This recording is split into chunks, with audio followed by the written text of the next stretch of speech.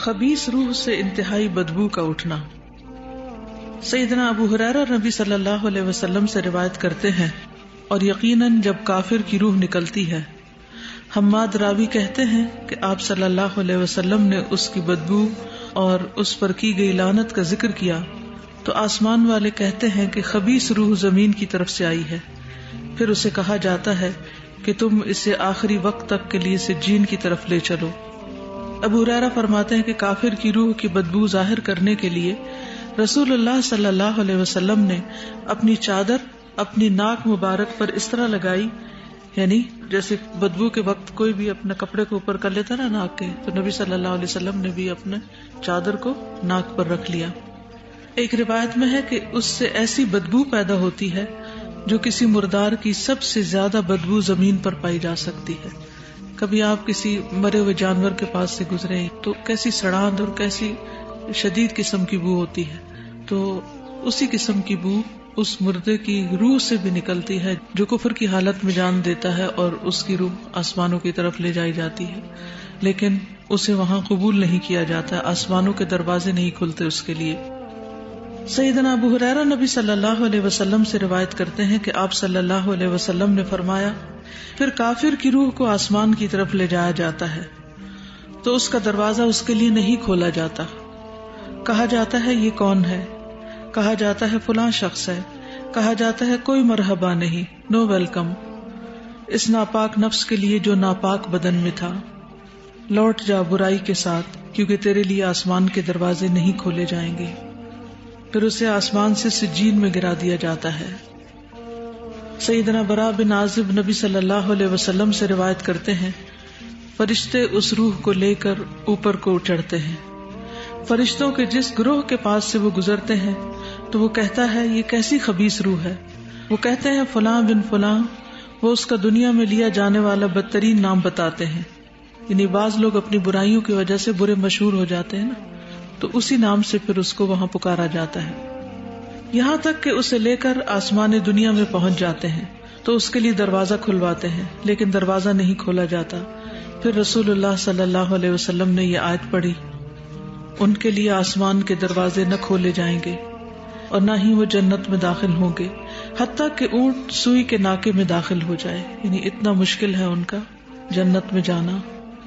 پھر اللہ عز و جل فرماتے ہیں کہ اس کا نامہ اعمال سجین میں لکھ دو جو سب سے نچلی زمین میں ہے، چنانچہ اس کی روح کو بہت برے طریقے سے پھینکا جاتا ہے۔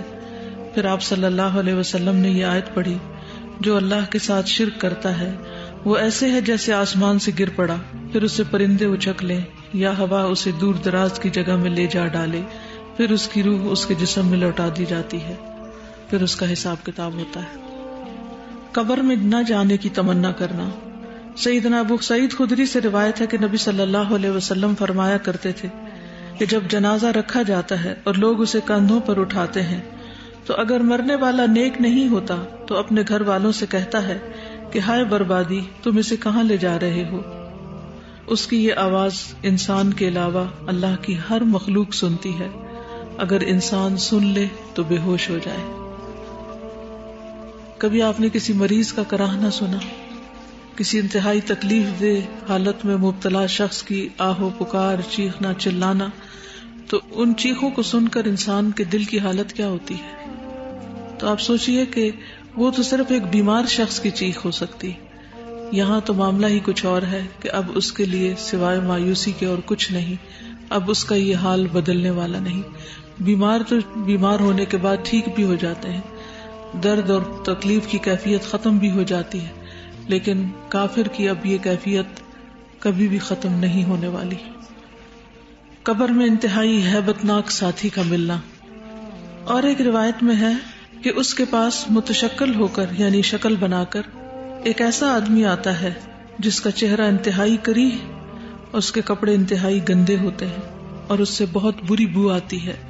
وہ کہتا ہے تو خوشخبری پا اس چیز کی جو تجھے غمگین کرے، یعنی اب تیرے لیے غم ہی غم ہے، یہ تیرا وہ دن ہے جس کا تجھ سے وعدہ کیا جاتا تھا۔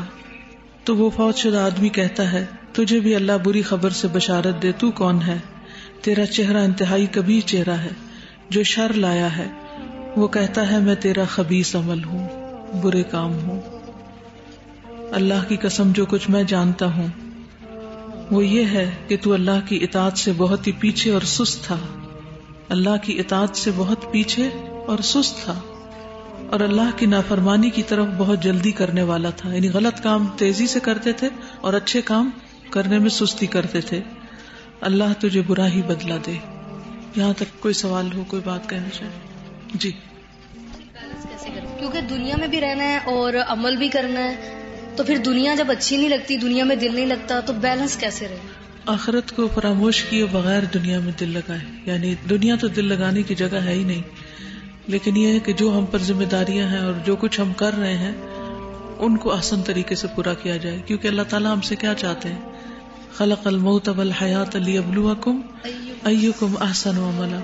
تو ہمیں ہر کام کو آسان طریقے سے کرنا ہے، اور آسان طریقہ اسی وقت ہو سکتا ہے جب اس میں نیت بھی اچھی اور اس کا طریقہ بھی درست ہو. تو یہ یاد رکھیے کہ جس درجے کے ہم دنیا میں دل لگائے ہوئے وہ واقعی لمحہ فکریہ ہے. اسی وجہ سے ہم آخرت کے بارے میں نہ سوچتے ہیں، اور جو اچھے کام کرتے ہیں ان کی بھی کوئی کوالٹی نہیں ہوتی. یا ہم اچھا کر کے کسی پہ احسان جتا رہے ہوتے ہیں، یا اچھا کر کے دکھاوا کر رہے ہوتے ہیں، یا اچھا کر کے اس کا فوری صلہ دنیا میں چاہتے ہیں، آخرت کے لیے کچھ بھی نہیں چھوڑتے. تو نبی صلی اللہ علیہ وسلم نے ایک مرتبہ صحابہ کو جب آخرت کے بارے میں اور قبر کے بارے میں خطبہ دیا تو صحابہ اتنا روئے کہ اپنے چہروں پہ چادریں ڈال لی اور روتے رہے. ان کی زندگیوں میں اور ہماری زندگیوں میں فرق کیوں ہے؟ ہم دنیا کی محبت میں گرفتار ہو چکے اور وہ آخرت کی محبت میں جیتے تھے اور دنیا کے کام کرتے تھے. تو ان کی دنیا کیسی تھی، ان کی شادیاں کیسی تھی، ان کے مرنے کیسے تھے. آج ہمارے یہ سب کچھ فرق کیوں ہے؟ ہم